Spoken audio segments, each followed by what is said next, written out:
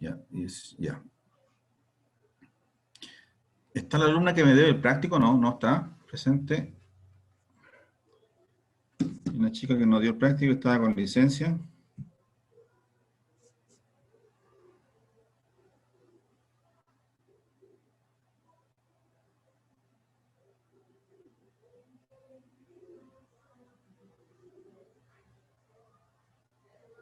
Fabiola Latorre, ¿no estaba presente? No, no estaba.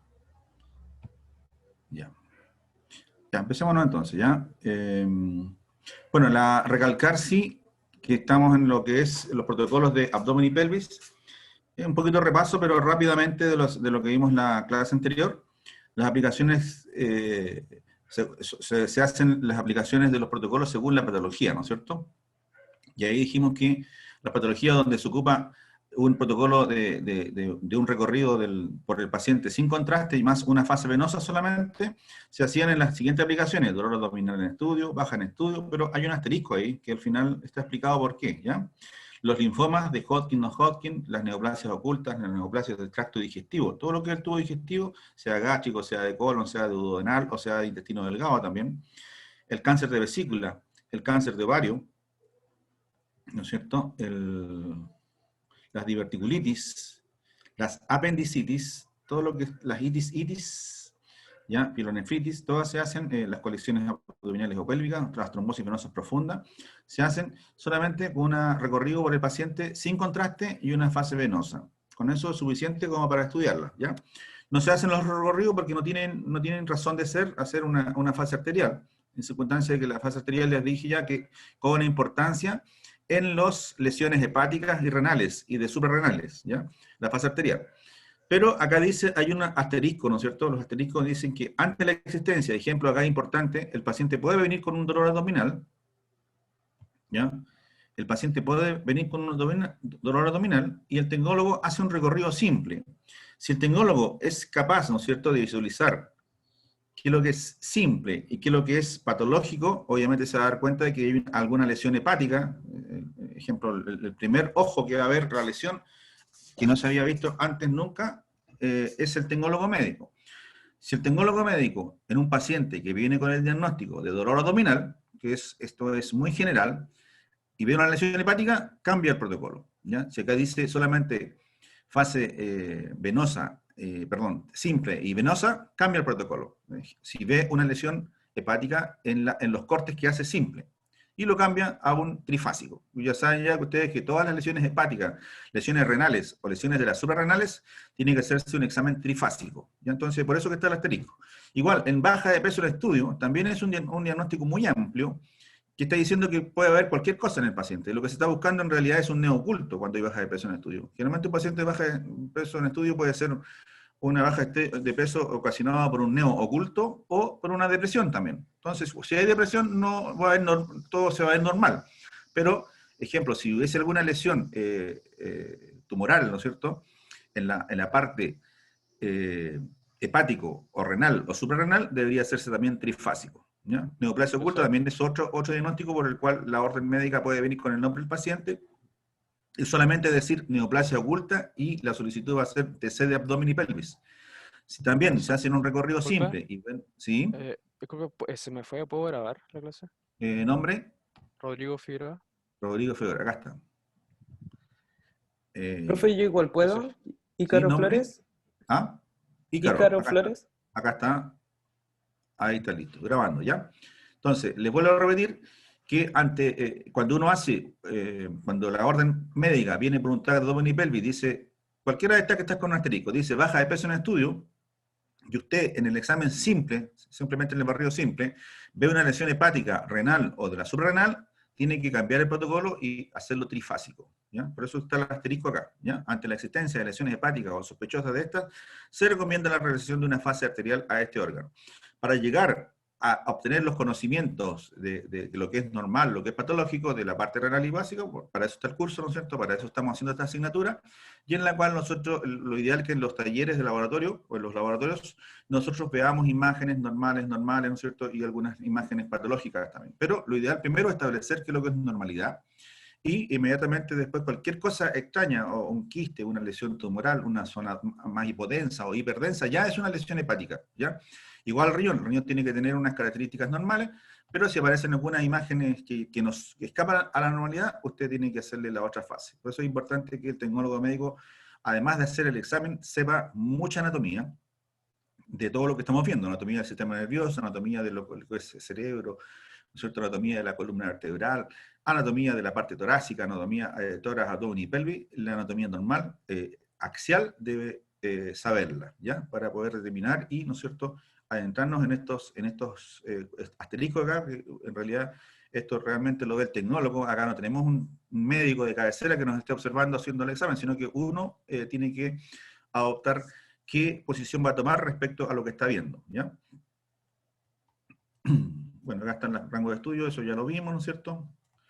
Y llegamos al otro protocolo que es ya el trifásico. Dijimos que el trifásico tiene las 3 fases con contraste y una fase simple. O sea, son 4 recorridos que hace uno con el paciente. Es bastante irradiación, ¿no es cierto? Y dentro de esas 4 tenemos que tratar de acortar algunas. ¿Cuáles se acortan?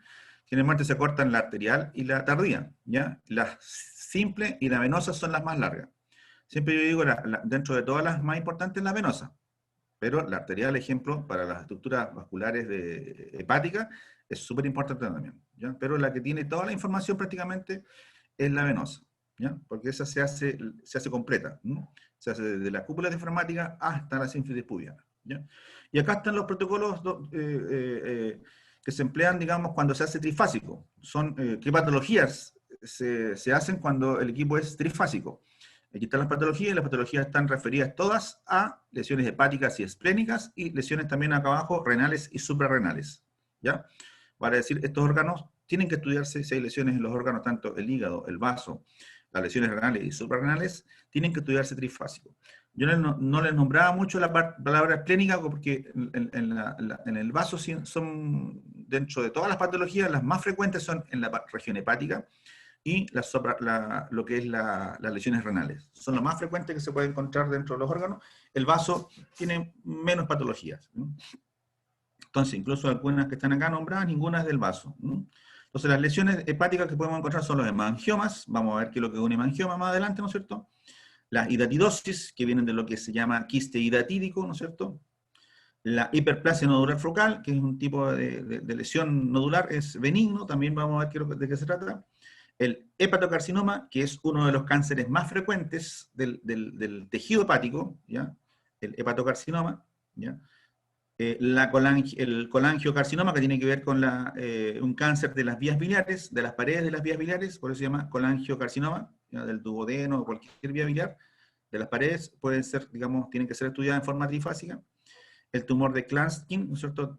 Se hace además de una tardía más, con más tiempo de retardo, que son 15 minutos, que eso no es una patología muy frecuente en todo caso.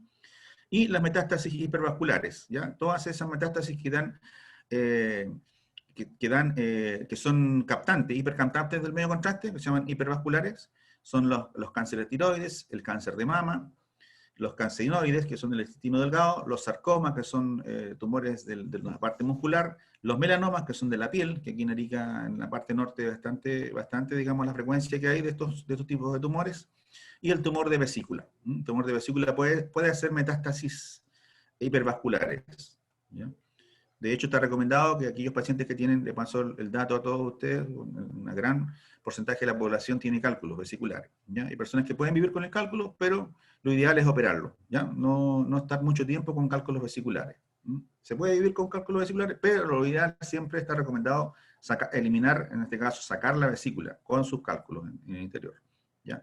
Y eso se llama colecistectomía laparoscópica, que es una operación que no hay que hacer una incisión muy grande, sino que simplemente se trabaja por 3 puntos, digamos, que se perforan, digamos, por la parte del ombligo, otra por la parte lateral del abdomen, y no hay incisión muy grande. Entonces se pueden sacar por esos agujeritos, y con una video, por una cámara de televisión, se está mirando lo que está adentro, y se pueden extraer esta vesícula biliar a través de lo que se llama la técnica de laparoscopía. Bueno, también están las lesiones renales y suprarrenales, el cáncer renal, el control pre- y postquirúrgico del cáncer renal. A veces son cánceres donde se extirpa solamente la parte del tumor y no se extirpa el riñón completo. ¿Ya? Y también a veces hay cánceres donde se extirpa completamente el riñón. ¿Ya? Bueno, ahí tenemos también los abscesos, que son infecciones, o quistes infectados. Siempre las infecciones y las neo, digamos, se estudian con contraste, ¿no es cierto? En este caso, más importante, acá se toma trifásico. El nódulo o masa indeterminada, y también un quiste renal simple se puede estudiar con trifásico. ¿Por qué? Porque hay que diferenciarlos, esos quistes renales simples, de si son hipercaptantes o no son hipercaptantes. ¿Ya? El rango de estudio lo mismo, la fase arterial y la tardía se hacen solamente la parte abdominal. La parte abdominal es la que abarca hígado y riñones, o sea, se hace de las cúpulas diafragmáticas hasta las crestas ilíacas. Ahí tendríamos nosotros el límite de los riñones. ¿Ya? Bueno, acá dice hasta riñones porque a veces hay riñones que están por debajo de la cresta ilíaca, en realidad hay que estudiar todo el riñón. ¿Ya? Pero la mayoría de los riñones en condiciones normales están sobre las crestas ilíacas. ¿Ya? Después tenemos la fase venosa, que es completa, desde la cúpula diafragmática hasta la sínfisis pubiana. ¿Ya? Eso es el rango. Esto se estudia completamente. Y las reformaciones siempre son de 3 cada 3 y ojalá enviar un volumen. Aquí no aparece, pero estas son las reformaciones. Lo importante también, donde se hacen las acciones coronales y sagitales, es en la fase venosa. Y siempre se explica que hay que distender. ¿Qué cosa se distiende? El estómago. Ejemplo, cuando el paciente entra al vestidor, lo que hay que hacer es distender el estómago tomando 400 ml de agua. Inmediatamente ingresa a la sala de exploración y el estómago va a estar lleno todavía con el agua. Si se hace tomar el agua muy anticipadamente, el estómago va a estar replegado ya. Siempre son 4 o 5 minutos antes del examen. Se recomienda realizar fase tardía de 7 minutos en lesiones ubicadas en las glándulas suprarrenales, ¿ya? O 15 minutos ante lesiones de lavado lento, como son el tumor de Klatskin, que es bien raro que se está en el hígado, ¿ya? Que es el tumor de Klatskin, que son los únicos que más o menos necesitan una fase tardía, no a los 3 minutos, sino que a los 7 o a los 15 minutos, dependiendo de la lesión, ¿ya? Bueno, después tenemos el abdomen y pelvis sin contraste, fase arterial y fase venosa, que son para las aplicaciones, ejemplo, en pancreatitis. O sea, en pancreatitis no me interesa mucho la tardía, por eso tiene que ser la fase simple, la arterial y la venosa, ¿ya? Pero si en el centro, en el cual ustedes están trabajando, se toma la tardía, se respeta eso y se toma también la tardía, ¿ya? Pero en estricto rigor, ¿no es cierto? Este protocolo es de ITMS, ahí tienen la sigla abajo, ¿no es cierto? ITMS, que es del centro base de todos los informes, que lo tienen generalmente en los hospitales públicos, ¿ya? Aplicaciones clínicas, lesiones pancreáticas, sea de páncreas u otra lesión focal pancreática de naturaleza indeterminada, pueden ser quiste, pueden ser absceso, cualquier lesión hepática en realidad tiene que tomarse con estas fases, ¿ya? También en pancreatitis, ojo con las pancreatitis aguda, y también la ictericia obstructiva. En la clase anterior dije que, ¿qué tiene que ver la ictericia obstructiva? Que es en realidad una lesión de hígado con las lesiones pancreáticas. Tiene que ver mucho porque, ejemplo, una ictericia obstructiva es cuando el paciente se torna amarillo, es porque la bilirrubina, ¿no es cierto?, es captada, digamos, mayoritariamente se va a la parte de sangre y el paciente se coloca amarillo, ¿ya? Ictericia obstructiva se llama eso cuando el paciente está de una coloración amarilla. Y eso generalmente es por una ictericia, como dice el nombre, una obstrucción en la vía biliar. Y la gran mayoría de las obstrucciones de la vía biliar, el colédoco está por acá, está la vesícula, está el colédoco por acá, ¿no es cierto? Y desembocan en la segunda porción del duodeno, en una zona que se llama esfínter de Oddi, y a esa misma zona desemboca también el conducto pancreático. A veces se ocasiona una lesión pancreática producto de un cálculo que se impacta en el esfínter de Oddi, ¿ya?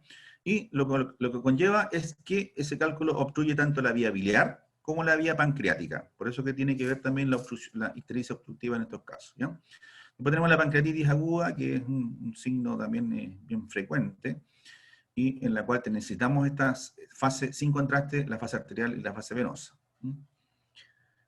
Bueno, igual hay que abarcar todo lo que es abdomen, y la fase venosa, abdomen y pelvis. ¿Y por qué creen ustedes que también se debe estudiarse la parte pélvica en este diagnóstico? Porque ya dije que cuando hay lesiones pancreáticas, generalmente se inflama la zona peritoneal, peripancreática, y se segrega un líquido, ¿no es cierto? Líquido, ¿no es cierto? Y ese líquido puede avanzar por el peritoneo y llegar hasta la zona pélvica. Por eso que hay que incluir en venosa la parte pélvica también, ¿ya? Parámetros de inyección, ya sabemos para todos los escáneres son lo mismo, 100 ml con inyecciones de 2 a 3 ml por segundo. Y, ¿no es cierto?, los cortes también arciales y coronales, ya los dije la semana anterior, está grabado también, ¿no es cierto?, todo esto. Y estamos haciendo más que nada un repaso. Distender para el estómago previamente la inquisición de 400 ml de agua. Bueno, ya les dije también que un paciente pancreático con lesiones pancreáticas, ejemplo, una pancreatitis aguda, no tolera el tomar agua, ¿ya? Entonces, si el paciente no tolera y vomita el agua que le dan a ustedes, simplemente no va a permitir tomar agua porque a veces viene con una sonda nasogástrica, no sacan nada de darle agua. Si el paciente viene con una sonda, está eliminando todo lo que es del estómago a través de una sonda. En ese caso ustedes van a notar en la anamnesis que el paciente tiene, ¿no es cierto?,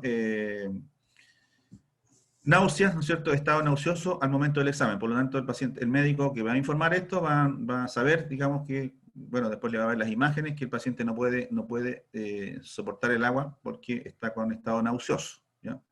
Es un síntoma frecuente en las pancreatitis agudas, ¿ya? En caso de pancreatitis aguda, siempre explorar región pélvica en busca de ¿qué? De colecciones líquidas, ¿no es cierto?, que ya les dije que se alojan en el peritoneo. Bueno, acá tenemos ya un capítulo nuevo, ¿ya? Lo nuevo para nosotros ahora, lo anterior era repaso solamente, y lo nuevo va a ser lo que se denomina pilotac. La pilotac en sí reemplaza a lo que era la pilografía, ¿no es cierto? Ya les dije en el semestre pasado, hablamos algo de pilografía, que ya la pilografía, antes de existir el TAC, era un examen que se hacía todos los días en los centros radiológicos, ¿ya? En la cual consistía en colocar una inyección de contraste en la vena y hacerle un seguimiento, porque el contraste se va a excretar por los riñones, ¿ya? Y uno hace un seguimiento del medio contraste a través de los riñones y va excretándose a través de los uréteres, y uno recorre el medio contraste cuando pasa por riñones, pelvis, ureteres y vejiga. Pero era un examen en la cual se suministraba medio contraste, ya se corría un riesgo, y se reemplaza por esto que se llama pilotac, en la cual no se administra medio contraste. Es un examen simple, ¿ya? Se llama simple porque se hace sin contraste, ¿ya? Y tiene una preparación súper básica y tolerable para el paciente, que lo vamos a ver más a continuación. Las aplicaciones clínicas para pilotac van a ser la urolitiasis, ¿ya? Urolitiasis, que aquí en la zona norte de Chile se da bastante, sobre todo aquí en Arica, urolitiasis, ¿ya?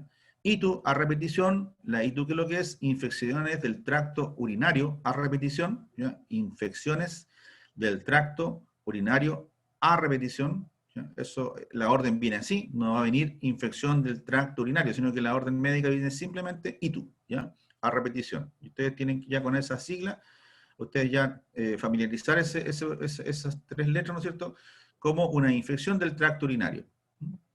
Se dan las infecciones del tracto urinario, ustedes saben que mayoritariamente se dan en las mujeres más que el hombre, y eso es por el largo que tiene la uretra, muy cortita, digamos, está más cercano a la zona anal, que es donde hay las bacterias, ¿no es cierto?, de la zona anal, que está más cercano a la zona uretral, perdón, ¿ya? Entonces, ahí, por eso es que las mujeres se da más este caso, ¿ya? Hidroureteronefrosis, ¿ya? Cuando hay dilatación de la zona pélvica, del uréter, ¿no es cierto?, y la parte renal, ¿ya? ¿Por qué razón está ocurriendo eso? Bueno, para eso se hace la pilotac. La mayoría de las veces estas hidroureteronefrosis son secundarias a litiasis, pero también pueden ser de otro origen. Ejemplo, un tumor de la vía urinaria. Hematuria en estudio. ¿Qué es lo que es hematuria en estudio? Es la presencia de sangre en la orina, ¿ya? Eso es hematuria en estudio. Esta hematuria puede ser macroscópica, que va a orinar el paciente, ¿no es cierto?, y se va a dar cuenta inmediatamente que su orina es de coloración roja o tiene algunos coágulos de repente. Y también existe la hematuria microscópica, es aquella en la cual el paciente no se da cuenta, simplemente los resultados de la orina del laboratorio arrojan que hay hematíes en esa muestra de orina. Por lo tanto, puede ser hematuria microscópica o macroscópica. Lo mismo, solamente se pide un pilotac, ¿ya? no siempre, a veces cuando hay hematuria piden un urotac. El urotac es otra cosa distinta a esto. Pilotac es una cosa, es un examen, y el otro examen que se llama urotac es otro examen. El urotac es con contraste, ¿ya? Bueno, el recorrido es desde las cúpulas diafragmáticas hasta la sínfisis pubiana. Si ustedes se dan cuenta, en la lámina que está al lado, acá, ¿no es cierto? Vemos que acá está la cúpula diafragmática, está cortado el hígado, debería aparecer completo. Bueno, en pilotac no es importante que aparezca la cúpula diafragmática, ¿ya? Y aquí ven acá una pelvis renal dilatada, esto es parénquima renal. Se ve el uréter y se observa ahí un cálculo, ¿ya? Y los cálculos generalmente son opacos, digamos, en la TAC, ¿ya? Ejemplo, también existen cálculos radiolúcidos, radiológicos, en la parte radiográfica, en la radiografía convencional, puede que algunos cálculos sean radiolúcidos, pero van a ser opacos a lo que es el escáner. Acuérdense que el escáner tiene una sensibilidad de toda como se mide todas las densidades en unidades Anfield, puede aquí en el escáner ser radio opaco, ¿ya? Porque tiene sensibilidad con las unidades Anfield que son muy parecidas, ¿ya? Esto está hecho también con ventana de partes blandas, igual que la que se hace todos los abdómenes, ¿ya? Que también se le llama del parénquima, o sea, perdón, no del parénquima, mediastinal. Rango de estudio, límite superior cúpula diafragmática, y límite inferior también sínfisis pubiana. En realidad siempre es por debajo de la sínfisis pubiana. Aquí vemos, esto es una representación coronal, está el hígado, está parte del estómago, está cortado, esto es colon ascendente, es colon descendente, ¿no es cierto? Los grandes vasos, y ahí vemos una zona, una parte renal, ¿ya? Las grandes, las arterias ilíacas que se ven acá, ahí está la vejiga, ¿ya? Y es una porción de intestino grueso, que sería la zona sigmoidea, baja acá, el colon sigmoideo que se ve en esa zona, ¿ya? También, acá es importante, ¿qué es lo que lo hace diferente este examen? Que aquí, como es pilotac, tiene que ir un volumen obligatorio, y se llama volumen de adquisición de fase sin contraste, en realidad siempre sin contraste, y se envía ese volumen. Ese volumen, ya dije, todos los volúmenes son de 1 milímetro, o menor a 1 milímetro, ¿ya? En pilotac es un volumen de 1 milímetro, ¿ya? Y ese es re importante porque aquí cortes de 3 cada 3, como si no se envía el volumen, se pueden mandar cortes de 3 cada 3, ¿ya? Y ejemplo, si hubiese un cálculo de 1 milímetro, como este de 3 contiene un espesor mayor, hay, ¿no es cierto?, hay lo que se llama el concepto el volumen parcial, ¿ya? El volumen parcial abarca todo un espesor, y por lo tanto, si en esos 3 milímetros hay una estructura densa de 1 milímetro, no se va a poder visualizar. En cambio, si el corte es de 1 milímetro, como lo es el volumen, se va a visualizar ¿cómo se llama? El cálculo. Por eso es importante acá, en la pilotac, el volumen de 1 milímetro, ¿ya? Se manda el volumen de 1 milímetro. Si ustedes sacan la cuenta, es un examen tiene bastante información, porque si ustedes mandan el volumen, si ustedes recorren acá desde la cúpula diafragmática hasta la sínfisis pubiana, más o menos van a ser 40 centímetros, ¿no es cierto? Una persona baja, 40 centímetros. Un paciente más alto van a ser 45 centímetros probablemente. Y si ustedes mandan el volumen, multiplican, uno cada uno. Si pitch es de uno cada uno. Van a ser 450 imágenes, solamente con la adquisición volumétrica, ¿ya? 450 imágenes solamente con la adquisición volumétrica. Y por una sola pasada, porque en realidad aquí se hace una sola pasada, ¿ya? Bueno, y también están los cortes coronales y sagittales de 3 cada 3 milímetros sin contraste, ¿ya? Más estos cortes, ¿ya? Entonces, a pesar de ser una sola pasada, se manda bastante información, porque es aquí obligatorio mandar el volumen, ¿ah? Ahí dice enviar volumen de adquisición en fase sin contraste.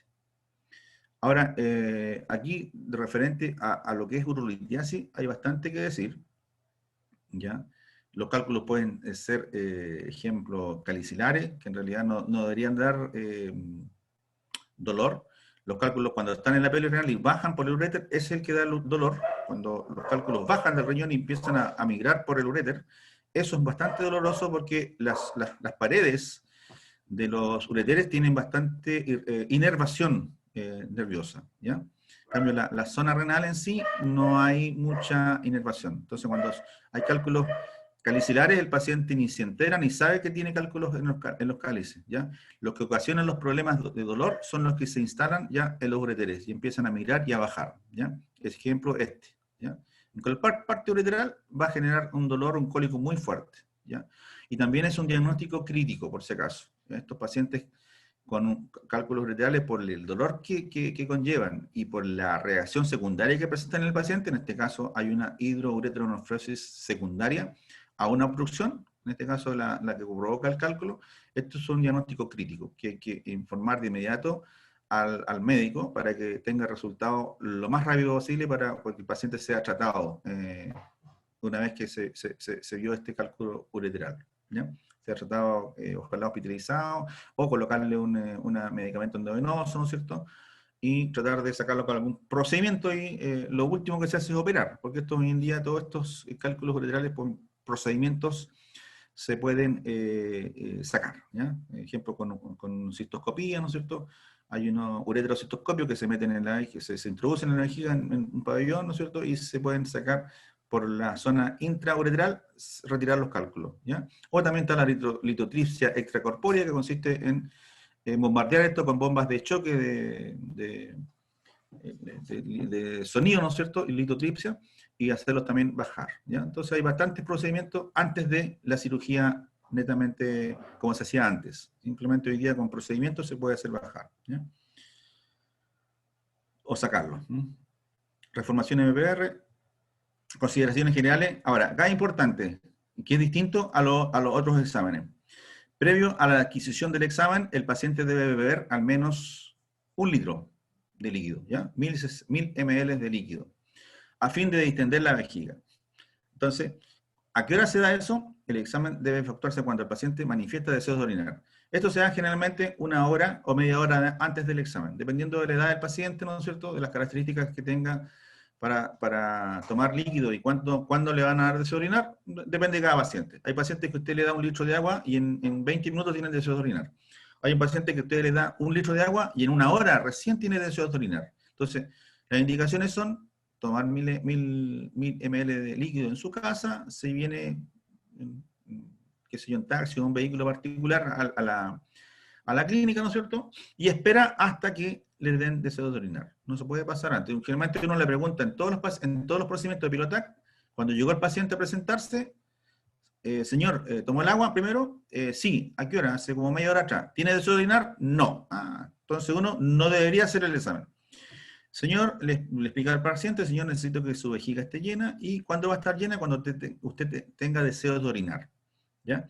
Entonces, esperamos y usted nos avisa. Me avisa a mí o le avisa a la secretaria, ¿no es cierto?, quien esté, digamos, primero, y vamos a empezar el examen cuando usted tenga deseos de orinar. Porque lo que se requiere aquí también es estudiar las paredes vesicales, ¿no? No solamente para ver cálculos en el uréter, sino que también para ver si hay alguna lesión vesical, ¿ya? Porque el examen dice Pilotac, se estudia toda la vía urinaria. El examen dice Pilotac, es para ver riñones, ¿no es cierto?, es para ver pelvis, ureteres y vejiga. Por lo tanto, la vejiga la necesito bien distendida. En este caso aquí ustedes ven, así se ve la vejiga con líquido, así como la ven en la imagen, ¿no es cierto?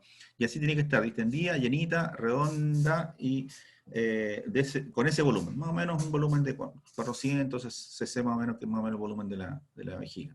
Las vejigas de mujer, por si acaso, son más grandes que las de hombre, ¿ya? Consideraciones generales. Previo a la adquisición del examen, el paciente debe beber 1000 cc de líquido a fin de distender la vejiga. El examen debe efectuarse cuando el paciente manifiesta deseo de orinar y no antes. Por eso uno debería dejar esperando al paciente si es que no tuviese deseo de orinar, ¿ya? En caso de existir un cálculo en la unión uretero-vesical, hay que ubicar al paciente en posición prono. O sea, aquí, en este caso, si el tengólogo también tiene que tener la capacidad, ¿no es cierto?, cuando hay un cálculo en esta unión, cuando está el uréter, en la unión uretero-vesical, a simple vista, con los cortes axiales, con el estudio coronal, no se puede en realidad determinar si el paciente está, o sea, perdón, si el cálculo está dentro de la vejiga o está en la unión uretero-vesical. Entonces, la única forma de despejar esa duda es hacer otro recorrido más localizado de la zona pélvica, pero en posición prono. En posición prono. ¿Ya? Acá. Entonces aquí, ejemplo, si el cálculo sale, si es en la unión uretrovesical, aquí no tengo la posición lateral, por eso cuando veamos imágenes, le voy a mostrar si es la posición uretrovesical, si uno lo ve en el corte axial, eso está ubicado en la parte posterior de la vejiga, ¿ya? Parte posterior de la vejiga, llega al uréter, ¿ya? Entonces se ubica ahí, en corte axial va a estar por detrás, ¿ya? Si el cálculo está en la posición uretrovesical, y usted lo acuesta de guatita, siempre va a estar el cálculo en esa misma posición, no se va a mover, va a quedar siempre en la unión detrás de la vejiga. Entonces, si lo muestra de guatita, va a estar detrás de la vejiga.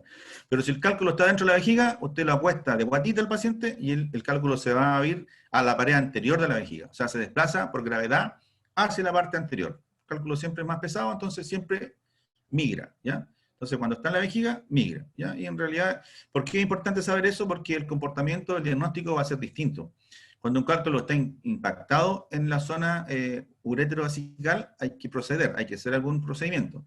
En cambio, cuando el cálculo está en la vejiga, no se hace nada. Simplemente el paciente, hay que esperar pacientemente a que el paciente orinando lo vaya a expulsar, ¿ya?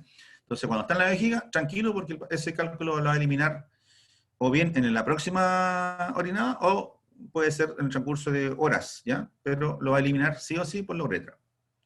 Entonces son cálculos pequeños, ¿eh? Cálculos de 4, 5, 6, 7 milímetros, hasta 7, 8 milímetros se pueden eliminar por la uretra. Bueno, después está la urotac. ¿Cuál es la diferencia de la urotac? Urotac. Entonces, la anterior era pielotac. Pielotac sin contraste. Urotac es con contraste, ¿ya? Y la urotac es similar a un abdominipelvis, pero se hace la fase sin contraste, la fase venosa y la fase tardía, ¿ya? Acá es importante recalcar, alumnos, acá le falta una, ¿ya? Acá se hace la fase sin contraste, la fase arterial, la fase venosa y la fase tardía. Es un examen trifásico. ¿Por qué? Porque acá dice, ¿no es cierto?, caracterización de neoplasias.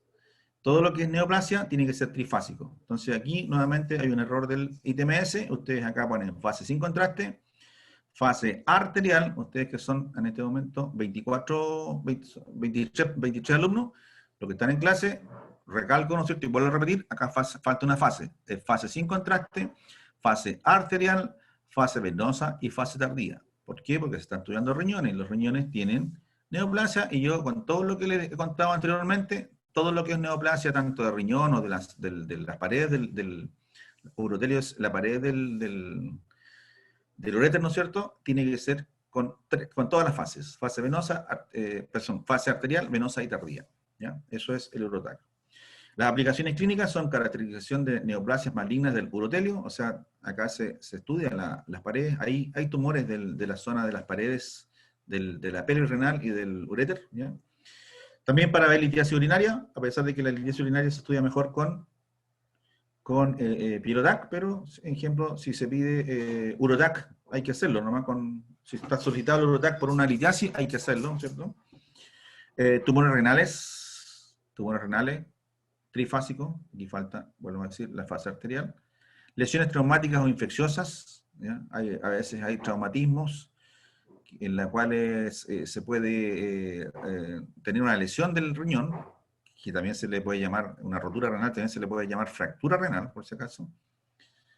Y hay que hacerlo con contraste, ¿ya? El contraste también puede haber una rotura de la zona ureteral o calicilar, en la cual el contraste se extravasa, ¿ya? Se pone contraste y sale fuera del riñón cuando hay una rotura de la estructura, ¿ya? Entonces, por eso que se hace con contraste en las lesiones traumáticas, ¿ya? Las lesiones infecciosas también es con contraste.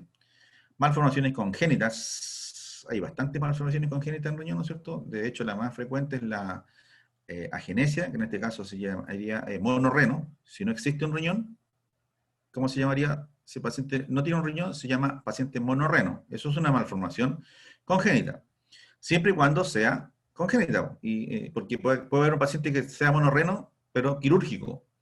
Por eso es importante en las anamnesis los antecedentes del paciente. Y en la anamnesis está lo que es, si usted ha sido operado. Ejemplo, usted ha sido operado y dice, sí, fue operado. ¿De qué se operó? Hace 10 años atrás tuve extracción, me sacaron un riñón. Eso va a estar informado, ¿no es cierto?, en la orden médica. Ah, el paciente, eso es un monorreno quirúrgico. Y está el otro, el monorreno, ¿no es cierto?, simplemente porque es malformación congénita. ¿Ya? Hay que distinguir eso, y eso se hace en todos los exámenes de escáner. Hay un cuestionario que el paciente llena, y ahí indica todas las operaciones previas que ha tenido. ¿Ya? Después tenemos las patologías extraurinarias. Ejemplo, todas las que sean del peritoneo, o sea, perdón, del retroperitoneo, y que puedan hacer un factor compresivo, una compresión sobre todo el sistema urinario. ¿Ya? Entonces, pueden haber lesiones extraordinarias que pueden estar lesionando al riñón. Doble sistema calicial, también el doble sistema también es una malformación congénita. ¿Ya? Doble sistema es el paciente que tienen doble estos sistemas, que son una sola pelvis. Pueden tener pacientes que tienen dos pelvis y dos ureteres. ¿Ya? Y los ureteres se pueden unir acá, ¿no es cierto?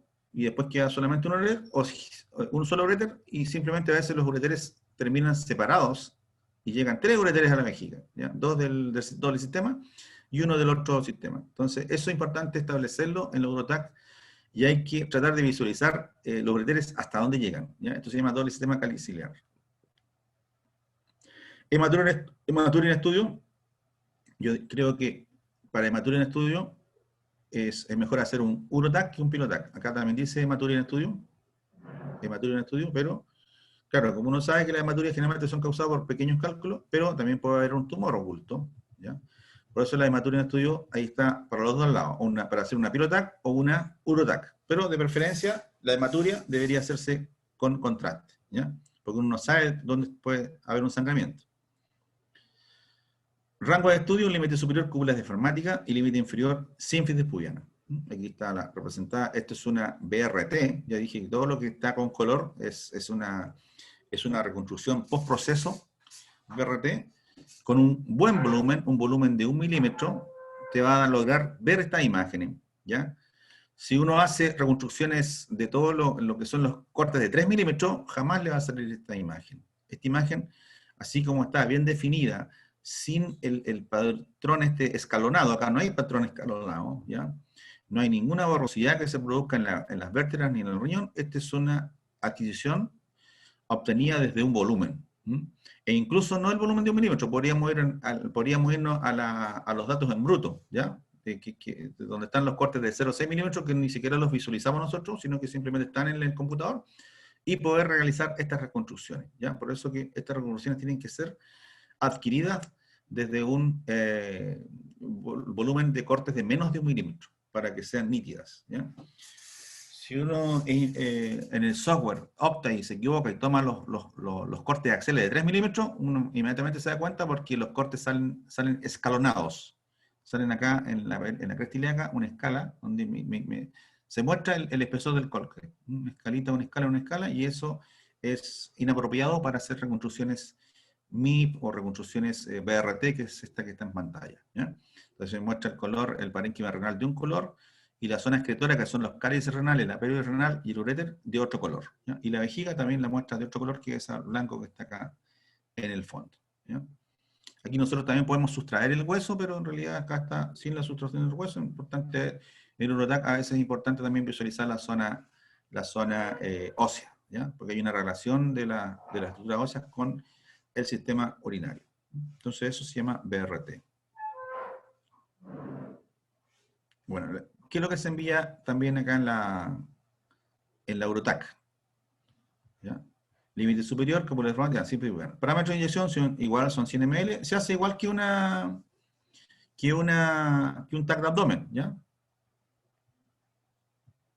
Lo importante, bueno, acá en todo caso los protocolos para el Urotac, los del equipo, la diferencia que está con los de abdomen es que los pitch empleados acá son menores. ¿Por qué? Porque nosotros queremos ver detalle de poder lograr buenas reconstrucciones y ver en detalle el uréter, ¿no es cierto?, que es bastante delgado. Entonces los pitch son más o menos de 1 o menores de 1, ¿no? Entonces, comparado con un TAC de abdomen y pelvis, en general son con pitch mayores a 1. Acá tenemos lo que se envía, ¿no es cierto?, la reformación MPR y el envío a ITMS. es importante que en este examen debe enviarse el volumen de adquisición, ¿ya? Al igual que el Pilotac, ¿ya? Sin contraste, ¿ya? En resumidas cuentas, acá tenemos un Pilotac que va a ser el volumen simple que se envía, va a ser un Pilotac porque el volumen es de 1 milímetro también, ¿ya? Después hay que enviar los cortes axiales de 3 cada 3 de fase venosa y los cortes axiales de 3 cada 3 en fase de eliminación tardío.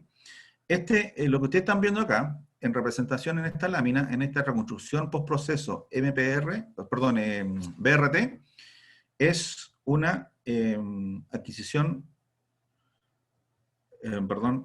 tardía, ¿ya? Esto es tardío. Esto es lo que se ve en la fase tardía, ¿ya? Y aquí está el nombre, digamos, de lo que dice acá, pues es como la definición UroTac, que es lo que estoy visualizando acá.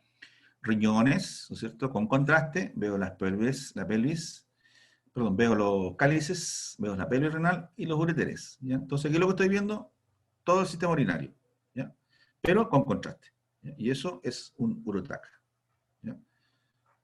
Entonces, esta es la fase tardía. Yo esto no podría visualizarlo en fase venosa, ni tampoco en la fase arterial, ninguna de las fases. Solamente esto se puede lograr visualizar en la fase tardía.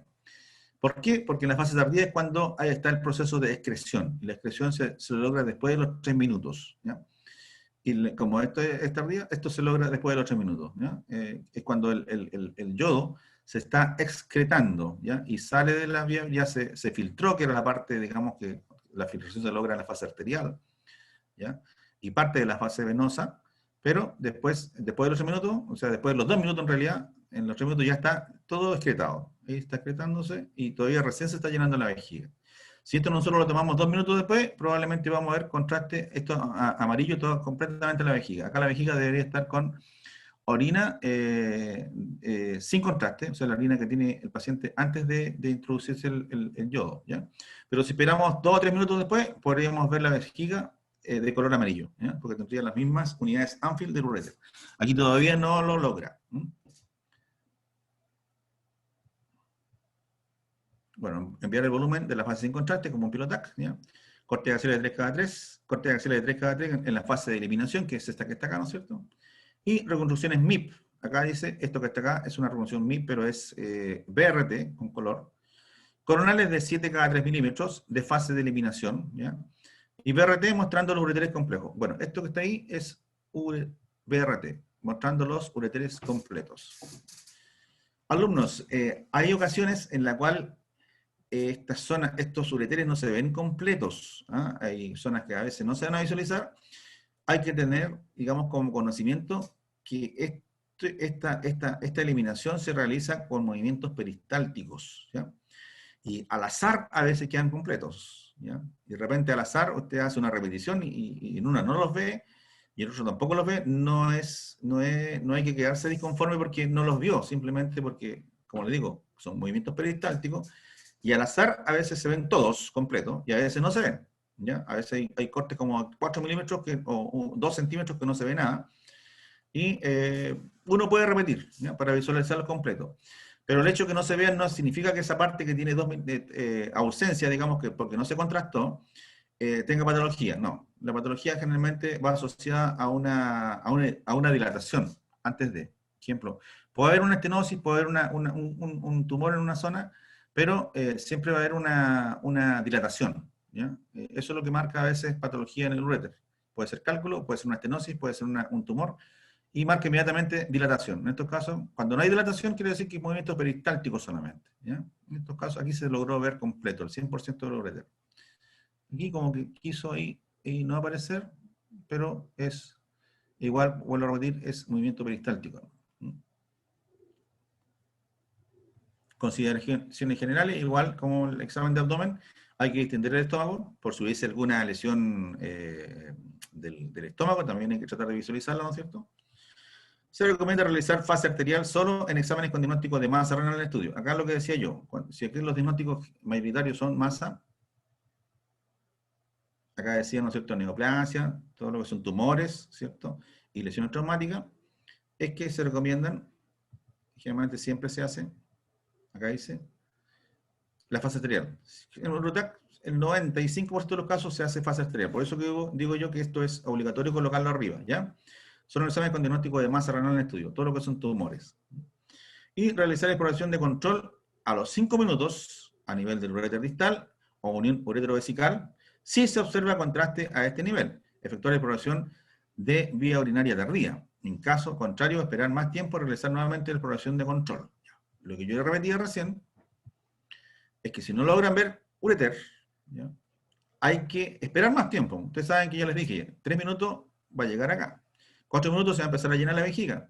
5 minutos, 6 minutos. Ustedes pueden tener el tiempo hasta 10 minutos del paciente en la mesa, en la camilla. No hay impedimento, porque bueno, si tienen muchas salas de espera afuera, sí. Pero si no tienen, si tienen tiempo, pueden, para hacer un buen examen, hay que tratar de ver toda esta vía, la urinaria. Ejemplo, si ustedes a los 3 minutos, que esta imagen puede ser lograda a los 3 minutos, no han visto todavía el uréter, pueden hacer una fase más tardía y darse 3 minutos o 4 minutos, o el tiempo que ustedes requieran, para poder visualizarlo, ¿ya? Ejemplo, a veces hay cálculos acá en la vía distal que provocan obstrucción, ¿ya?, y cuesta que se contraste a los 3 minutos el uréter, ¿ya? Entonces, si hay un cálculo acá abajo, obviamente lo que está por arriba es retención de orina, es orina simplemente, y esa orina le va a costar mucho más mezclarse con el yodo que viene, digamos, después de haber inyectado al paciente, mezclarse e ir contrastando todo el uréter que está inflamado. Entonces, ahí hay que esperar, ¿ya? E incluso a veces hay que bajar al paciente, que camine, para lograr acelerar el proceso para que se visualice el uréter y después subirlo a la camilla nuevamente y hacerle uno a los, qué sé yo, cuando uno lo baja ya, le hace la pasada por el escáner a los 10 minutos, 15 minutos, ¿no es cierto? Y ahí van a obtener, digamos, una tinción de todo el uréter, ¿ya? Lo importante es ver el contraste hasta la obstrucción. Si es cálculo o es tumor. Puede ser tumor también, ¿ya? Entonces, y eso, la forma, digamos, de cómo llega el uréter a un cálculo es distinto a cómo llega a un tumor. Son dos formas distintas de visualizarlo, ¿ya? Por eso es importante tener la imagen contrastada del uréter hasta la zona de la obstrucción. Por eso dice abajo, esperar el tiempo que sea, ¿no es cierto? Esperar más tiempo y realizar nuevamente otra exploración de control, ¿ya? A eso se refiere el urotac. El urotac tiene que ser visualizar toda la vía urinaria. Esto, urotac, hay que visualizar toda la vía urinaria. Por lo tanto, uno se puede demorar mucho más tiempo a veces porque no logra visualizar la vía.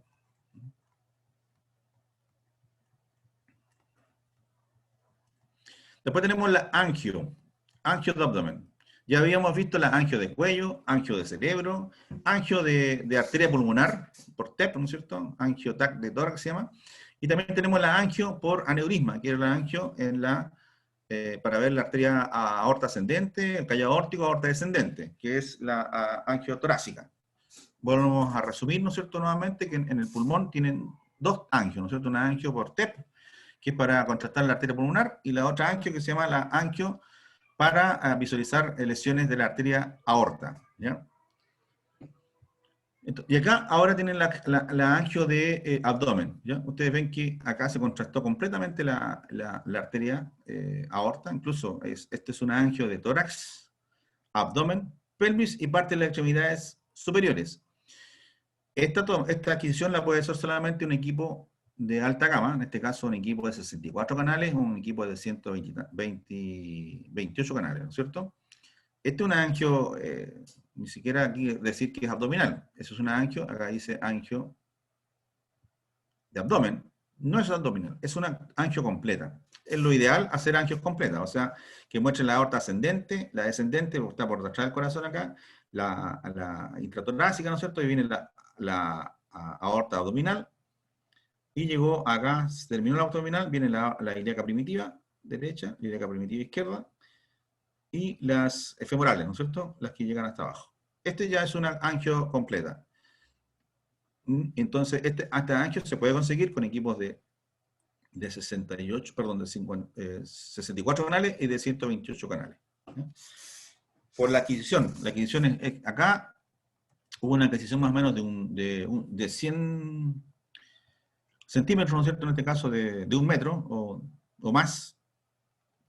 Incluso se ven los vasos supraórticos y se ve la arteria, tronco arterial brachiocefálico, se ve la arteria carótida, ¿no es cierto?, común izquierda, y se ve la subclavia izquierda, ¿ya? Y el cuello, parte del cuello. Esto es parte de cuello ya, ¿ya?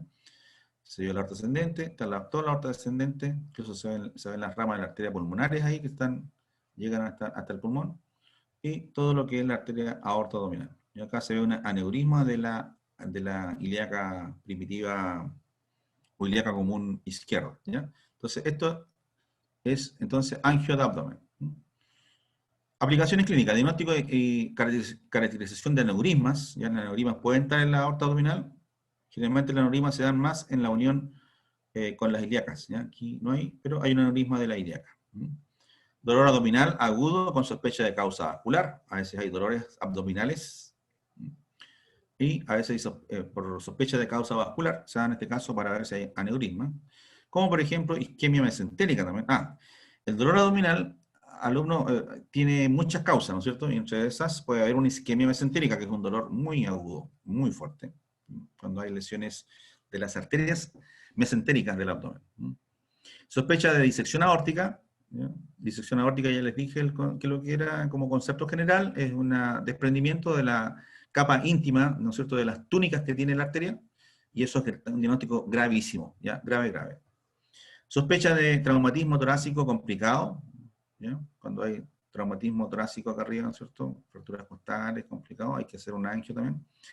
Y estudio de malformaciones vasculares congénitas. Hay bastantes lesiones vasculares congénitas en las cuales hay que tratar de ser visibles en el escáner, pero eso hay que hacer una angiografía, ¿ya? El rango de estudio, límite superior, abarcar toda la aorta abdominal. En este caso, está abarcando la aorta torácica y la aorta abdominal, ¿ya? En estricto rigor, en realidad, este estudio debería ser desde la cúpula diafragmática hasta la sífilis pubiana. Pero acá, como les vuelvo a repetir, es un examen completo de aorta, ¿ya? Acá está abarcando toda la aorta torácica y la aorta abdominal, ¿ya? Cosa que en un equipo de 32 canales no podrían realizarlo, ni de 16 menos tampoco, ¿ya? De 64 podemos hacer este examen. Parámetros de inyección. Acá, otro error, alumnos. ¿Cuál es el error, alumnos, acá? A ver. Error. Lo que están viendo en la clase. ¿Cuál es el error que acá, en parámetros de inyección? ¿Cuál es el error?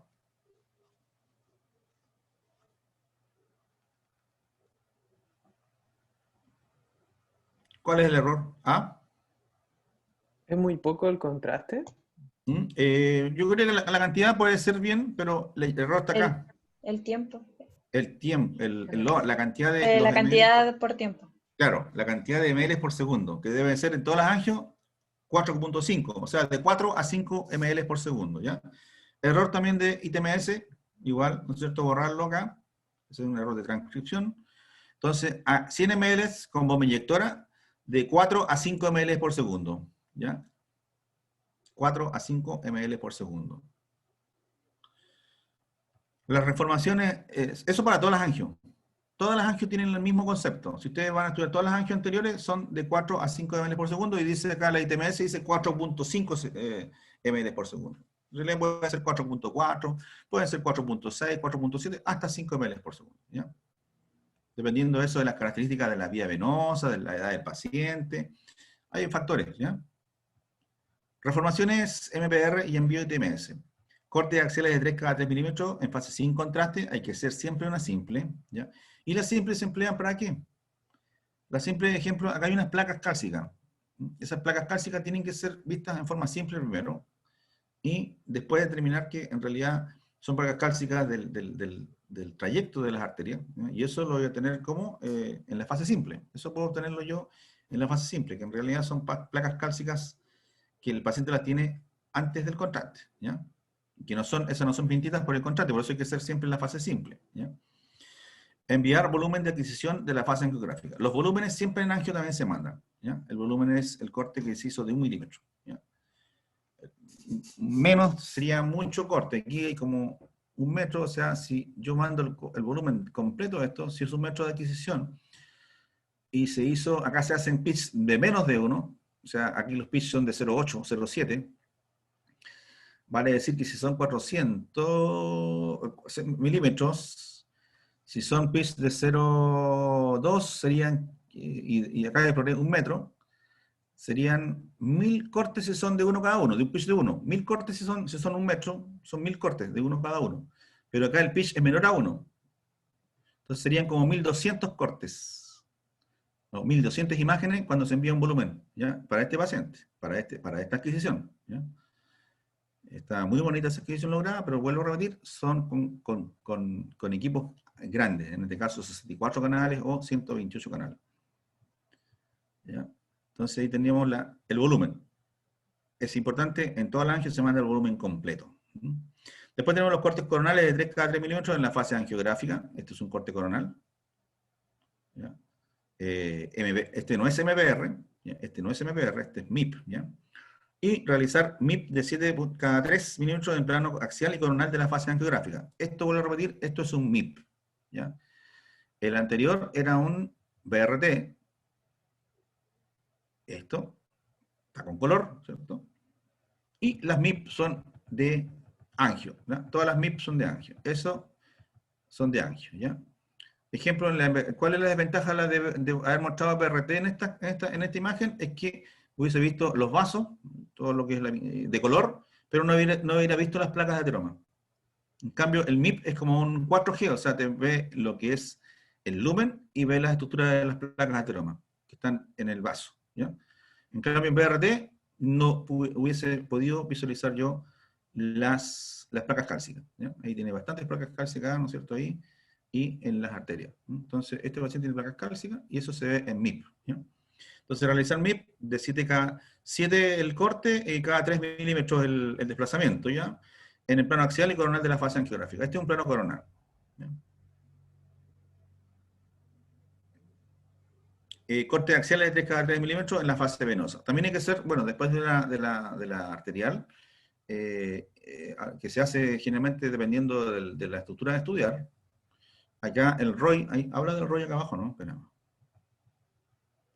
Defender, acá está. El bolus, el ROI, cuando yo digo la palabra ROI, es cuando hago esto, lo que se llama bolus tracking, ¿ya? Entonces, dice, debe extenderse también la pared del estómago, igual que todos los estudios de abdomen, con 400 ml de agua antes del examen, ¿ya? Se debe utilizar bolus test o bolus tracking para poder censar adecuadamente la llegada del medio contraste al tronco pulmonar. Acá está malo también, niños, borren ahí. Se debe censar acá, borren acá, dice, se debe utilizar bolus tracking o bolus test o bolus tracking para poder censar adecuadamente la llegada del medio contraste a la arteria aorta, ¿ya? Al tronco de la arteria aorta ascendente, ¿ya? Idealmente el uso de inyectoras de doble cabezal. Entonces, ejemplo, en este paciente, si tengo toda esta exploración, el bolus tracking debería colocarlo acá, aquí, ¿no es cierto? En la aorta. Acá viene en la aorta verdadera, en la aorta ascendente verdadera, aquí, ¿ya? Entonces, yo realizo el bolus tracking ahí, le doy a 110 UH, 100, entre 110 y 120 UH, le doy 110 ejemplo. Y cuando el contraste llega a 110 UH y se está inyectando a 4.5 ml por segundo, se lanza la espira. Se lanza la espira desde arriba, desde acá, y se baja hasta la parte inferior, ¿ya? Estas espiras son largas, ¿eh? Bueno, además está decir que cuando yo hago angio, se ocupa la mayor velocidad de rotación del tubo, que son 0.37 segundos, y se hace una adquisición rápida. Generalmente son adquisiciones acá, por todo lo que se estudió, deben ser por aproximadamente unos 15 segundos, ¿ya? Unos 15 segundos. Y si viene de arriba hacia abajo, viene 15, viene, digamos, empieza el segundo 1, 2, 3, 4, 5, así sucesivamente, va como siguiendo el contraste. 2, 3, 8, 9, 10, 11, 12, 13, 14 y 15 llego abajo. Entonces, es como el tiempo de adquisición es como ir siguiendo el contraste desde la aorta ascendente y bajando por la descendente, ¿ya? Con la mayor cantidad de UH siempre, ¿ya? No es, hay que seguirlo una vez que llegue esta a 110 UH, ¿ya? Antes no se puede alargar la espira, simplemente hay que el mismo equipo está automatizado y dice cuando llegó la cantidad de UH, se tiñe la arteria aorta ascendente y recién envía la espira y se estudia toda la aorta contrastada.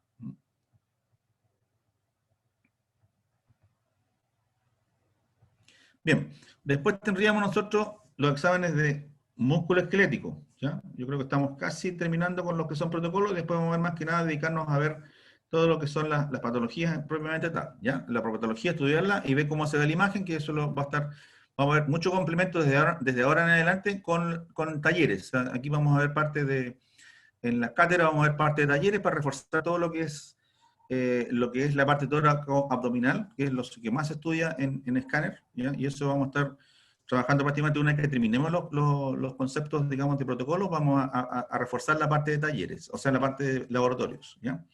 Bueno, vamos a ver ahora cuáles son los exámenes músculos esqueléticos. Los músculos esqueléticos puede ser de cualquier parte del cuerpo. Usted le pueden pedir un TAC de mano, un TAC de muñeca, un TAC de antebrazo, un TAC de codo, un TAC de hombro, un TAC de rodilla, un TAC de cadera, ¿no es cierto? Que es distinta a lo que es estudiar la pelvis como examen de abdomen, ¿ya? Tórax, abdomen y pelvis es distinto. Entonces le pueden pedir también un TAC de cualquier parte del cuerpo, un tobillo, un pie, ¿ya?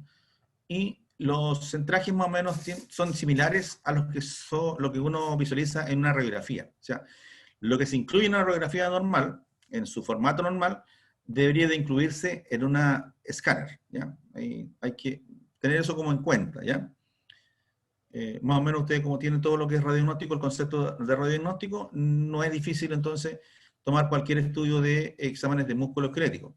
Ahora, de músculo esquelético yo voy a pasar a ver, ¿cuántos son? 2 o 3, y lo único que les quiero decir que, ejemplo, la sacroiliaca, las caderas, y el hombro y la rodilla, parece, el antebrazo, y no voy a pasar más que eso, porque los demás son, vuelvo a repetir, son parecidos a las radiografías, pero vamos a tratar de pasar, no individualmente porque va a ser mucho tiempo, entonces vamos a pasar las que más o menos que son como 6 de extremidades, ¿ya? Bueno, el hombro o rodilla, acá dice nombra los mismos parámetros incluso, y dice cuándo se deben hacer con contraste y sin contraste. La mayoría de las veces, en las extremidades, en 90% de los casos se hace sin contraste, ¿ya? Y en muy contadas ocasiones se hace con contraste, ¿ya? En este caso se refiere a lo que es la articulación del hombro y la articulación de la rodilla. Patología traumática, o sea, lo que es sin contraste se toma en patología traumática, que es bastante frecuente, ¿no es cierto? Ejemplo, evaluación de fracturas, ¿ya? Aquellas fracturas que son más, cuando tienen más, digo yo, más fragmentos. Ejemplo, fracturas con 2 o 3 fragmentos, o fracturas con minutas que son ya incontables, ¿no es cierto? En esos casos se toma siempre un escáner de la zona a estudiar, ¿ya? No a todas las fracturas se les toma, por si acaso, ¿ya? Son aquellas fracturas que a veces no aparecen en la radiografía, o fracturas que son muy complicadas, se toma el escáner, ¿ya?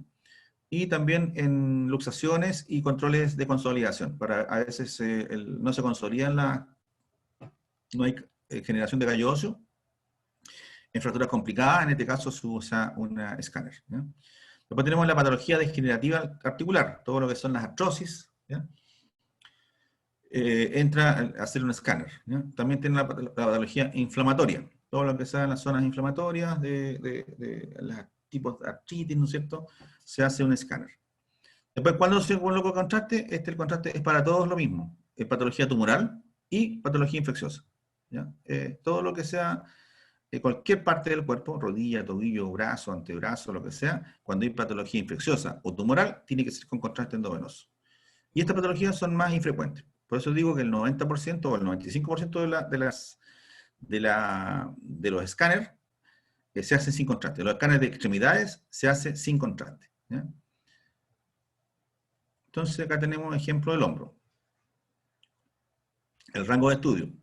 Igual que una radiografía. ¿Qué es lo que lleva la radiografía? Lleva digamos, si es de hombro, se centra 2 sobre el borde superior del chasis, 2 sobre la zona de la acrómica clavicular, ¿no es cierto? Encima, el chasis se deja 2 sobre, y después abajo llega más o menos hasta la mitad del número, ¿no? El tercio superior del número. Entonces, ¿qué es lo que incluye acá?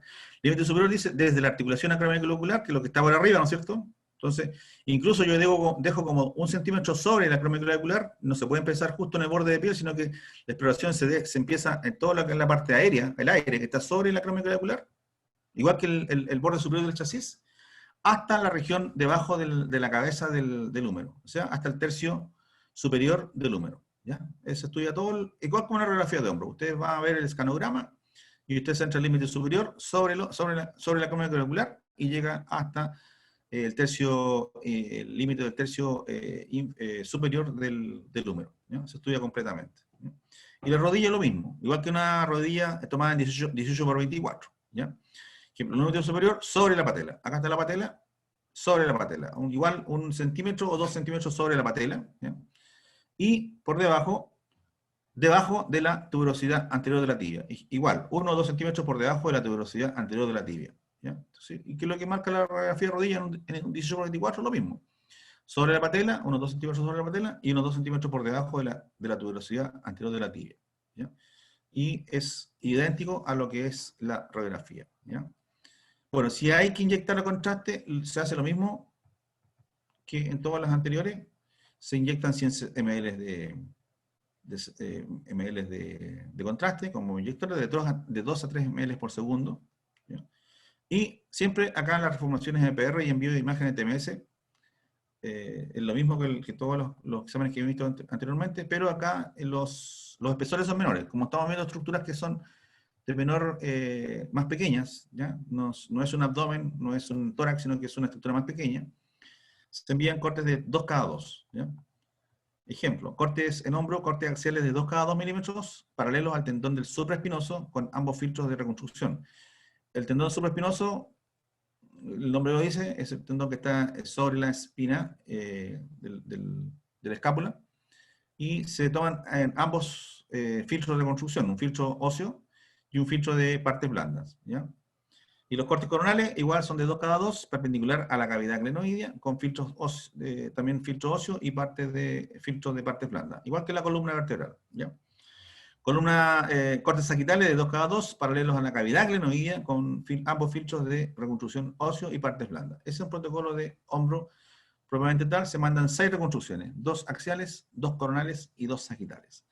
En rodilla va a ser idéntico, pero vamos a repasar. Corte igual de 2 cada 2 coronales, corte de 2 cada, aquí faltan los cortes, ¿sí? De filtro de partes blandas, ¿no es cierto? Óseo, partes blandas, axiales, y faltan los coronales y sagitales, que estarían acá.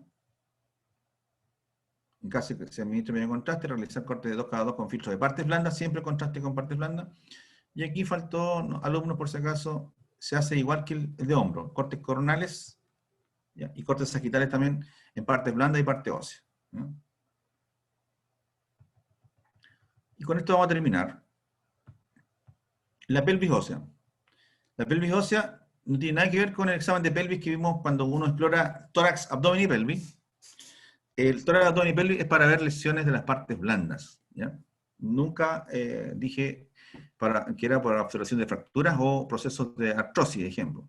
Entonces, cuando se pide una pelvis ósea, el médico la pide como pelvis ósea, o, ejemplo, pide TAC de pelvis, pero si el diagnóstico te dice control de fractura de cotilo, debe ser un TAC de pelvis ósea, sin contraste, ¿ya? Y también sirve esta misma pelvis ósea para ver las articulaciones sacroiliacas, y también las caderas. O sea, todo lo que tenga que ver con la pelvis ósea, están incluidas las caderas, y están incluidas también las articulaciones sacroiliacas, ¿ya? TC sin contraste. El 95% de los casos para pelvis ósea es sin contraste. Un 5% o menos está con contraste. Entonces, la patología, la que más frecuente es la traumática, para evaluación de fracturas, ¿cierto? Luxaciones y controles de consolidación. Cuando hay presencia de callo óseo, están buscando si acaso está consolidado o no está consolidada la fractura, se pide un ataque, ¿ya? Patología degenerativa articular, la más frecuente, la artrosis, ¿ya? Y patología inflamatoria articular, como por ejemplo la sacroileitis, ¿ya? Después las con contraste son las típicas, la infecciosa y la tumoral. Bueno, la pelvis ósea en general, límite superior sobre las crestiliacas, límite inferior bajo, o sea, en el tercio proximal del fémur. Se estudia, ¿no es cierto?, hasta abajo de la sínfisis pubiana, ¿ya? En caderas, porque puede ser pelvis ósea, puede ser también caderas, las caderas, ¿ya? Aquí, si es pelvis, tiene que quedar toda la pelvis incluida dentro del estudio. O sea, hay que centrar sobre la crestiliaca y bajo la sínfisis pubiana, por eso dice ahí, bajo tercio proximal de fémur. Toda la pelvis incluida. Después, cuando es caderas, ahí puede salir cortada las crestas ilíacas, ¿ya? Dice el límite superior sobre el borde superior de la articulación, ¿ya? Sobre el techo, ¿ya? Coxofemoral. Y límite inferior, tercio proximal del fémur. Es como una radiografía de cadera. Lo mismo, ¿ya? El sacroiliacas, límite superior sobre el comienzo del hueso sacro, o sea, hay que incluir el hueso sacro completo, y inferior concluido el hueso sacro, o concluidas las articulaciones sacroiliacas. Todo conlleva a que la zona que queremos estudiar no tiene que salir cortada, ¿no? Tiene que salir completa. Igual que en una radiografía. Si usted radiografía le sale cortada, tiene que repetirla. Pero acá, como estamos viendo el Scout View o el topograma, simplemente el FOB lo hacemos referente a lo que tiene que salir en la estructura, en la imagen, ¿ya? Parámetros de inyección de contraste, medio contraste 100 ml como inyectora de 2 a 3 ml por segundo, deformación MPR y envío de imágenes TMS. Cuando es de pelvis, los cortes, como es una estructura grande, mientras más grande, los cortes son más gruesos. Cortes axiales coronales de 3 cada 3 milímetros con algoritmos de reconstrucción ósea, ¿ya? Ósea. Y también se hacen cortes axiales de 3 cada 3 milímetros con filtros de partes blandas, ¿ya? En articulaciones sacroiliacas, cortes axiales de 2 cada 2 milímetros con algoritmo de reconstrucción ósea y partes blandas. Y cortes coronales curvos, ejemplo, cuando es el coronal, el sacro, acuérdense que tiene esa posición de como de 20 grados o 25 grados con angulación. Si ustedes toman el corte coronal paralelo al eje de la camilla, va a salir oblicuo el corte coronal con respecto al sacro. Tiene que ser en dirección del sacro, por eso dice ese corte coronal curvo. Y saquital de 1 cada 2 milímetros en algoritmo óseo. Es importante el coronal porque en el coronal yo puedo ver la comparación entre la articulación sacroiliaca derecha e izquierda, ¿ya? En la axial también, pero el coronal se ve mucho mejor también. En caderas, cortes axiales de 2 cada 2 milímetros paralelos al eje longitudinal del cuello del fémur con ambos filtros, en este caso hueso y partes blandas. Y los cortes coronales perpendicular a la articulación coxofemoral con ambos filtros también, hueso y partes blandas. Y la sagital de 2 cada 2 milímetros paralelo a la articulación coxofemoral con ambos filtros también de partes blandas. O sea, aquí se estudia netamente la articulación coxofemoral, pero en 2 milímetros. Solamente en 2 milímetros. Aquí falta recalcar, para todas estas que vimos reciente, todas estas, incluso también la todas estas, si es necesario, mandar imágenes SSD, que son, o las imágenes 3D, ¿ya? Porque en realidad, acá la MPR te pide esto, pero si usted tiene un tiempito más y hace unas buenas reproducciones 3D o se llaman SSD, las envía. Es la que te envía toda la superficie, el sombreado de la superficie, ¿ya? Que aquí no está en ningún lado, pero se envía eso. Y hasta ahí vamos a llegar hoy día para no aburrirlos demasiado. Después vamos a continuar con las extremidades, ¿ya? Hay reconstrucciones de muñeca, ¿no es cierto? Eso es lo que dije yo, pues. Ahí están los cortes axiales, ¿ya? Ahí se ve una fractura del gancho. Aquí hay una luxación del semilunar, ¿no es cierto? Y esto es una reconstrucción SSD. Esto a veces ayuda también, ¿no? Entonces, esas son las... Y esto es lo último que vamos a ver, es la disfunción patellofemoral, que es una lesión... Ahí está, sí, esto es lo último, ahí, sí. Esto lo vamos a ver el miércoles. Esas son unas reconstrucciones especiales para ver medición de ángulos, que eso lo hace el tecnólogo también, es más específico. Y eso lo vamos a ver el miércoles, ¿ya? Alumnos, ¿alguna consulta? ¿Alumnos? No, profe. ¿Está todo bien? ¿Todo correcto? Ya. ¿No está presente la alumna? Profe. ¿Ah? Yo hubo una consulta, profe. Sí. ¿Se acuerda cuando estábamos viendo lo que era es la TC que incluía a la trifásica, Trifásica, ¿ya? ¿cierto? O sea, aparecía como faltaba la parte arterial, pero eso es siempre y cuando sea algún estudio de sospecha de tumores o se manda sí o sí trifásica. Es esta Esa. misma, me parece. No, pero más arriba están los asteriscos. Ah, no. Asterisco, espera. Acá arriba. Sí.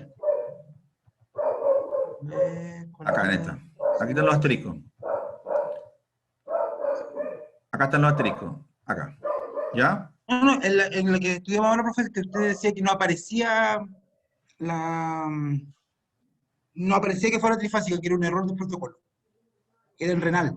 Ah, la renal, El la Urotac. La Urotac. Urotac, claro. Sí, Neurotac. La Urotac, sí. O sea, usted nos explicaba Urotac, que y acá viene la debería Urotac, ser claro. trifásica, ¿cierto? Claro, la Pero Urotac, eso si es siempre o si acá están solamente en los casos de ejemplos. sospechas neoplásicas.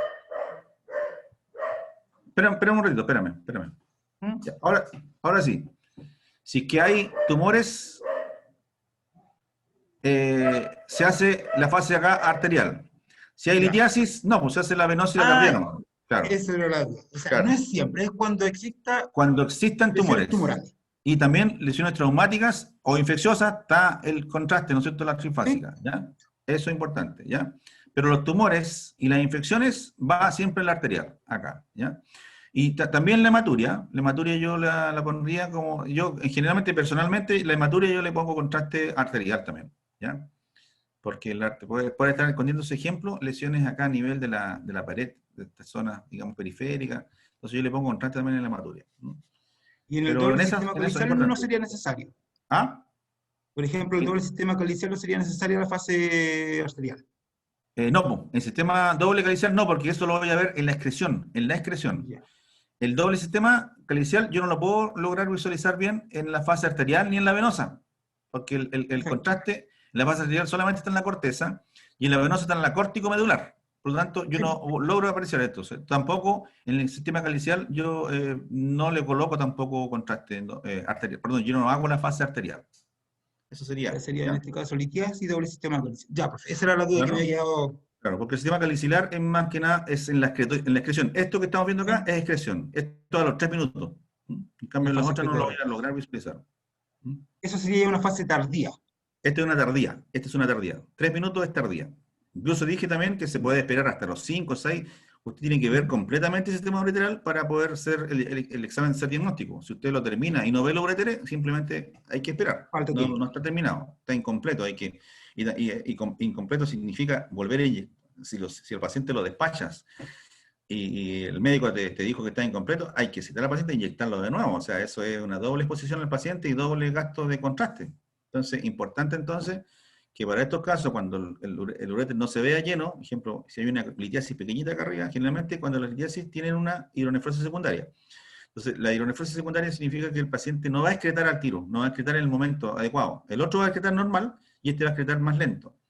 Ya, al excretar más lento hay que esperar hasta que sea visible todo el ureter con yodo, porque en ese momento está con orina. Acuérdense, si hay un cálculo, tiene orina retenida.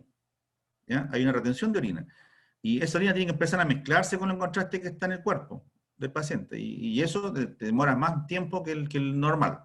¿Ya? Entonces, en esos casos, hay que esperar hasta que el ureter se vea contrastado completamente y eso pueden esperar minutos. ¿Ya? Incluso les dije yo que podía ser el caso de que yo hago bajar al paciente, pasee por los pasillos del centro, ¿no es cierto? Y vuelva quizá, depende de cómo sea la obstrucción, vuelva 10 minutos más o 15 minutos más a hacerse la exploración, ¿ya? Y eso va a permitir que vea yo todo el ureter, porque de eso se trata, el urotac, se trata de ver los ureteres más que nada, o sea, ver toda la parte renal, pero también los ureteres. Y los ureteres va a depender si hay lesión ureteral para que se vean en el tiempo real. El tiempo real serían 3 minutos, esto debería ser 3 minutos, si están normal, esto está normal.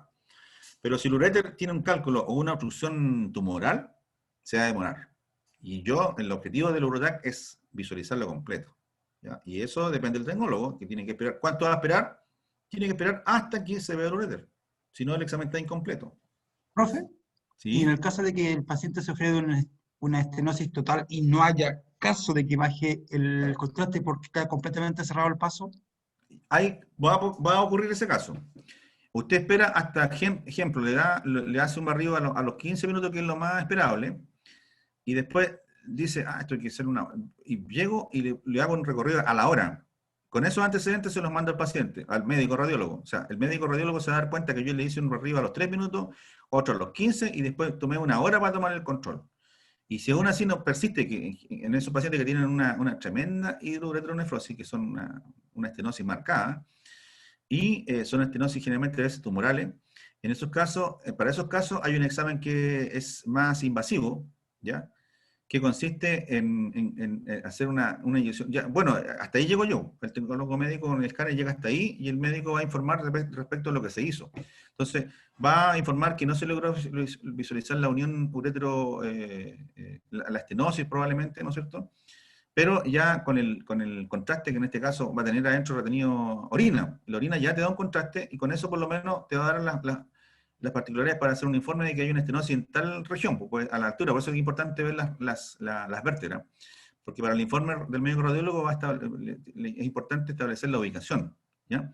Y hay unos exámenes para visualizar mejor eso, que se llama la epilografía percutánea, que consiste en pinchar en forma percutánea, por eso también se puede hacer con escáner o se puede hacer con una radiografía simple, que son tremendas dilataciones, que son, el médico hace una inyección percutánea, y fácilmente llega a la ampolla de la pelvis, ya porque está inflamada, tiene más o menos alrededor de 200 cc de agua, de líquido, perdón, de orina, y el médico extrae esa orina a través de esa jeringa, porque le pincha en la pelvis, se llama percutáneo, y de ahí saca la orina, ¿no es cierto? Ya tiene un ureter más o menos vaciado de orina, ¿ya?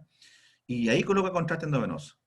Contraste, perdón, en este caso no endovenoso, contraste intrapélvico, ¿ya? Porque es una Contraste percutánea. directo. Y ahí ahí se llena, porque ya va a estar vacío, porque tú le sacaste en forma artificial la orina de la perla renal inflamada, y se va a llenar hasta la zona de la estenosis, ¿ya? Eso se puede hacer, pero ya es un procedimiento mucho más específico, pero es lo último que se puede hacer cuando un ureter no se visualiza en un escáner o en un examen de pilografía, ¿ya?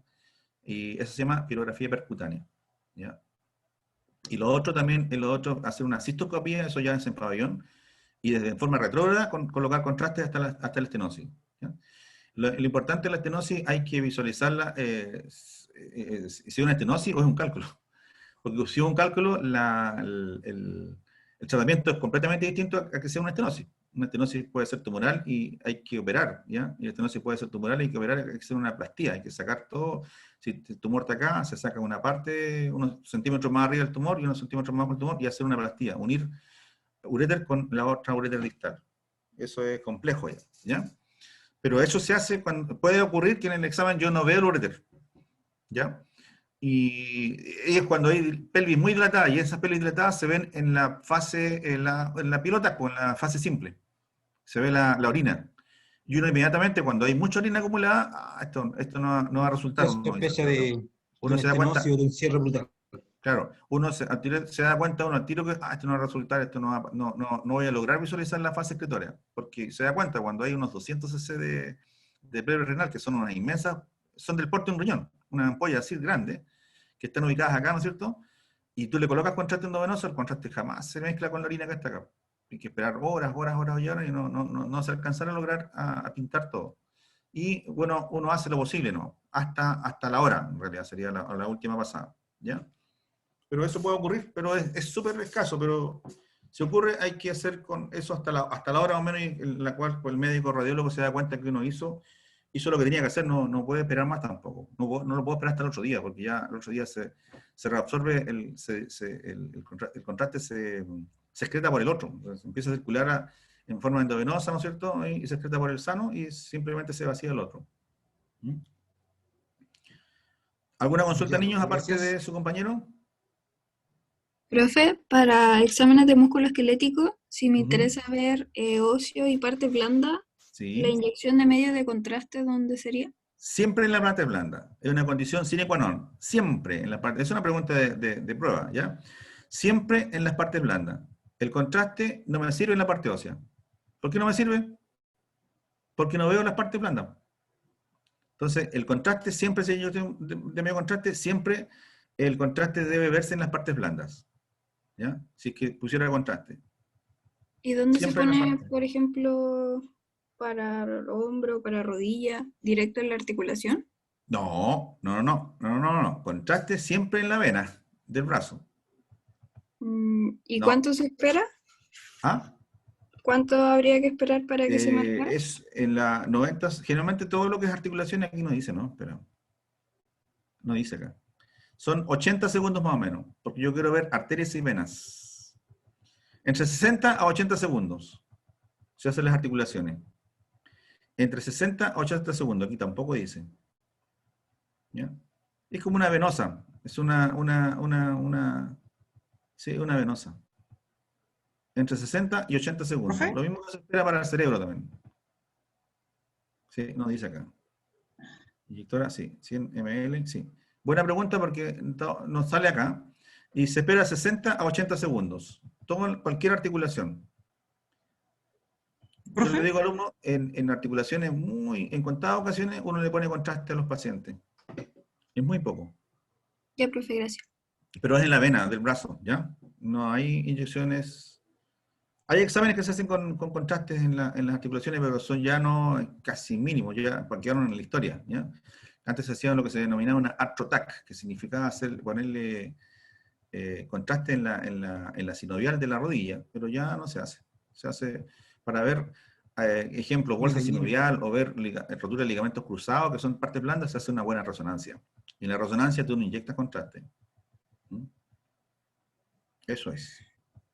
¿Profe? ¿Alguna consulta, niños? Y más que nada uno de concepto. Cuando yo hago un TAC de rodilla, por ejemplo, mi fase va a ser arterial y después venosa, No. ¿correcto? No, ¿en qué? ¿En rodilla? En rodilla. Ah, En rodilla. rodilla, no, en Va a ser rodilla no hay. arterial.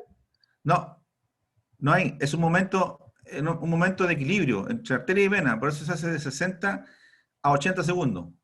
Ah, ya. Sí, No, porque el nombre es- sería lo contrario, porque primero va a ser fase venosa. Por eso Pero no, mencionaba- se hace en extremidades, en general, cualquier extremidad, hombro, rodilla, codo, lo que sea, si te pones con contraste, se esperan 60 o 80 segundos, depende de la edad del paciente. Por ejemplo, un paciente de más edad, puedo esperar 80 segundos. Yo Ya. quiero ver venas y quiero ver algo de arterias también, porque en la fase venosa igual yo veo algo de arterias. ¿Ya? ¿Ya? Eso es, se tiene que esperar un tiempo adecuado, no se hace la fase arterial. Para eso existe ejemplo, si yo quiero ver una herida de bala en el húmero, ejemplo, o una herida de bala en el fémur, ¿ya? Para eso no se hace el TAC de extremidades. Ejemplo, el paciente se hace un ejemplo, herida de bala en el muslo derecho, y el paciente viene con anemia. Ah, ¿y qué es lo que está empezando ahí? Ah, una anemia por pérdida de sangre, ¿no es cierto? Por una hemorragia. Ahí se hace una angio. Es una angio, no es un ataque de extremidades, sino que se llama angio de extremidades inferiores, ¿sí? Una lesión en el muslo, ¿ya? Ojo con eso, y ahí la angio es para ver arteria, ¿ya? Entonces, ojo con eso. Acá estamos viendo solamente músculo esquelético por lesiones, por lesiones traumáticas, que son lo más frecuentes, y por lesiones artrósicas, ¿no es cierto? Artrosis de cadera o artrosis de hombro, y solamente el 90% del vuelvo a repetir yo, se hace sin contraste, que es este protocolo de acá. Y en muy contadas ocasiones se hace con contraste. De hecho, yo el último año que trabajé en el escáner no hice ninguna extremidad con contraste. O sea, todo era sin contraste. ¿Ya? Porque en realidad todas las extremidades, cuando, por ejemplo, ya hay tumores de tipo tumor óseo, generalmente, que invade a veces la parte tejido blando, se hace una resonancia. Se hace resonancia. El médico de partida, todo lo que es ortoarticular tumoral, resonancia. Porque me da más detalle de la parte blanda. ¿Ya? En cambio, la escáner me da más lesiones traumáticas. ¿Ya? Y la parte traumática de hombro, fracturas con minuta, como le dije yo, y la patología degenerativa con la artrosis, se hace sin contraste. ¿Más consultas, niños?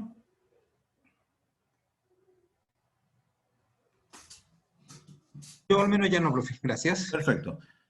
Niños, entonces tengo ahora laboratorio con una parte del curso a las 4:25, porque ya son las 4:18, unos 6 minutos más nos encontramos, ¿ya? Por mi parte, les digo chao a los chicos que están ahora acá en el sistema, y nos encontramos algunos el grupo el día martes mañana, y los demás el miércoles, ¿ya? Ya, profe. Bien, chao, chao. Chao, Profe, profe. gracias. Chao, chao. Chao, profe. Chao, profe, gracias.